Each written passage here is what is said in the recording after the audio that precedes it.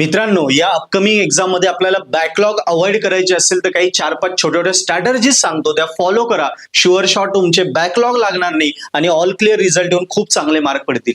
मित्रांनो बघा, आपल्याला बॅकलॉग दोन प्रकारच्या एक्झाम मध्ये लागतात. एक आहे आपले ओरल प्रॅक्टिकल एक्झाम, बरोबर, आणि सेकंड ज्या असतात इंटरनल एक्झाम, आणि सेकंड आलं आपले थेअरी एक्झाम, ज्याला आपण एंड सेम एक्झाम म्हणतो. बरोबर. सो आता मित्रांनो, या दोन्ही एक्झाम मध्ये कशा प्रकारे आपण बॅकलॉग अवॉइड करू शकतो आपण ते जाणून घेऊया. पहिलं ओरल, प्रॅक्टिकल, इंटरनल ज्या एक्झाम असतात, टर्म वर्क वगैरे, त्याच्यानंतर भरपूर कॉलेजेसला आपल्याला इंटर्नशिप वगैरे असतं. या सगळ्यांना बघा, मेन काय इंटरनल जे एक्झाम आहे ना, त्याला आपल्याला सिरियसली घ्यायचं. कसं की जेव्हा कॉलेजमध्ये तुमचे प्रॅक्टिकल्स होतात ते तुम्ही परफॉर्म करा. परफॉर्म केले तर टीचर्सला विचारा, त्याच्याविषयी जे काही तुमचे सबमिशन आहे, तुमच्या फाईल्स असतील त्या वेळेवर कंप्लीट करा. शिक्षकांना वेळोवेळी दाखवत जा, जेणेकरून त्यांच्या नजरेत तुम्ही येता, त्यांना वाटते हा करणारा मुलगा आहे, हा हुशार आहे, हा काही ना काही करतोय. मग तुमच्याकडे बघण्याचा दृष्टिकोन त्यांचा बदलतो, जेणेकरून तुम्हाला ओरल प्रॅक्टिकलला इथे मोकळ्या हाताने मार्क देतात.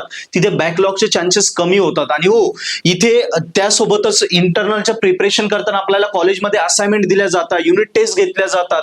या सगळ्यांना प्रेझेंट राहा, त्या सिरियसली द्या. कारण युनिट टेस्ट दिल्याने काय होतं, तुमचीच प्रॅक्टिस होती. ऑब्व्हियसली प्रॅक्टिस झाली, चांगले मार्क आले, पुन्हा जे इंटरनल मार्क आहे त्याला टीचर चांगले मार्क देतील. शिवाय या इंटरनल साठी तुम्ही प्रिपरेशन केलं, युनिट टेस्ट साठी प्रिपरेशन केलं, तुमचा अभ्यास एंड सेमचा ऑटोमॅटिक होऊन गेला ना, कारण तेच पेपर, तेच एक्झाम तुमचे, ते क्वेश्चन तुम्हाला एंड सेमला पण येणार आहे. बरोबर आहे. त्याच्यानंतर असाइनमेंट असतं, असाइनमेंट भरपूर पोरं इतरांच्या कॉपी करून घेतात. त्या कॉपी करून तुझी प्रॅक्टिस नाही होणार, उलट तू स्वतःने असाइनमेंट सोडवलं तर एंड सेमचीच तुझी प्रॅक्टिस होणार आहे. आणि एंड सेमची प्रॅक्टिस होईल, प्लस असाइनमेंट वेळेवर कंप्लीट करून त्या शिक्षकांना दाखवल्या, स्वतः लिहिल्या, त्याचं वेगळं इम्प्रेशन असतं. ऑब्व्हियसली जे इंटरनल आहे, इंटरनलला ते अजून चांगले मार्क देऊ शकता. जसं practical, oral, term work, internship, या सगळ्या ठिकाणी सरांना वाटलं यार हुशार मुलगा आहे, करणार आहे, ते तिथे मोकळ्या हाताने मार्क देतात. सो हा फार महत्वाचे मुद्दे मी सांगितले. आपल्या ह्या ज्या इंटरनल मार्क होते तिथे आपले बॅकलॉग लागतात, ते मार्क बॅकलॉग आपल्याला घालवायचे. आता येऊया आपल्या एंड सेमवर, थेअरीवर. थेअरीवर मेन काय जे इम्पॉर्टंट आहे, सगळ्यात महत्वाचं अटेंडन्स. कारण अटेंडन्स आपल्याला वाटतं यार की अटेंडन्स नाही केली तर मी करून घेईल. 75% अटेंडन्स नियर अबाउट सगळे कॉलेज कंपल्सरी करतात.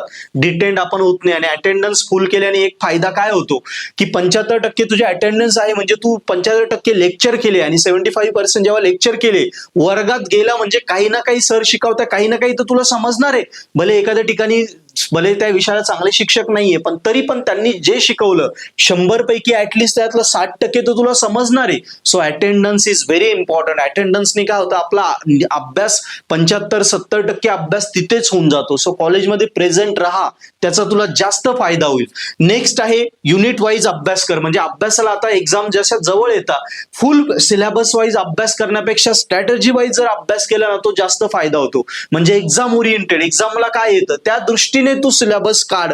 जे येत नाही ते त्याला क्रॉस करून दे, जे येतं त्याला टिक कर, आणि जे जास्त येतं त्याला 2 स्टार कर. या पद्धतीने तुला आयडिया क्लिअर होईल की काय करायचंय काय नाही, आणि त्या पद्धतीने अभ्यासाला गेला तर जास्त कमी वेळेत स्कोरिंग करू शकतो. यासाठी बेस्ट स्ट्रॅटर्जी मी देतो 3-3-1 ही स्ट्रॅटर्जी. 7 दिवस आहे ना, 3 दिवस काय करायचं, नवीन टॉपिक करून घ्यायचे. पुढचे 3 दिवस काय करायचं, ते जुने टॉपिक केले त्यांची काय करणार आपण, प्रॅक्टिस करणार. आणि शेवटच्या दिवशी 7व्या दिवशी या सगळ्या याची रिव्हिजन करून घ्यायची. कळालं तुला? न्यू टॉपिक, प्रॅक्टिस आणि रिव्हिजन, हा 3-3-1 चा फॉर्म्युला एकदम भारी फॉर्म्युला आहे. हा यूज कर, आरामात तुझे येणाऱ्या अपकमिंग एक्झामला तू कमी दिवसात प्रिपेअर होऊ शकतो. आणि मित्रांनो, एक्झाम रायटिंग पॅटर्न म्हणजे काय, सोप्यात सोपे. आन्सर लिहिताना खाडाखोड करू नको, पॉइंट वाईज लिही, डायग्राम प्रॉपर काढ, त्याला लेबलिंग कर, बेसिक गोष्टी जे महत्वाचं आहे त्याला अंडरलाईन कर, कारण सगळी थेअरी कोणी वाचत बसत नाही. फॉर्म्युला वाईज लिही, स्टेप्स वाईज लिही, स्टेप्सला मार्क असतात. फॉर्म्युले जे वापरले ते कर्ली ब्रॅकेट मध्ये मेन्शन कर. या बेसिक गोष्टी ज्या मी कायम सांगत असतो या फॉलो कर. बघ काय काय सांगितलं. इंटरनल साठी मी सांगितलं की प्रॅक्टिकल एक्झाम कंटिन्यू कर, एकही प्रॅक्टिकल बुडू नको. असाइनमेंट आणि युनिट टेस्ट, असाइनमेंट स्वतः लिही, युनिट टेस्टला चांगले मार्क पड, इंटरनलला चांगले मार्क पडतील. अटेंडन्स फुल ठेव. 3-3-1 स्ट्रॅटर्जी फॉलो कर. 3 दिवस नवीन शिकायचं, 3 दिवस जे शिकलंय त्याची प्रॅक्टिस करायची, शेवटच्या दिवशी रिव्हिजन करायची. आणि पेपर लिहिताना बारीक गोष्टी मी सांगितल्या त्या काळजी घे.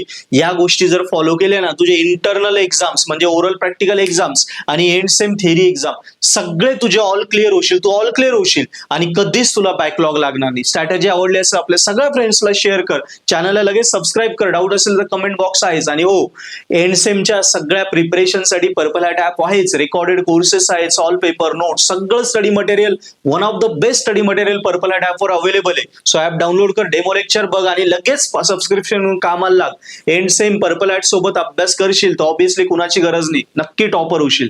Best of luck.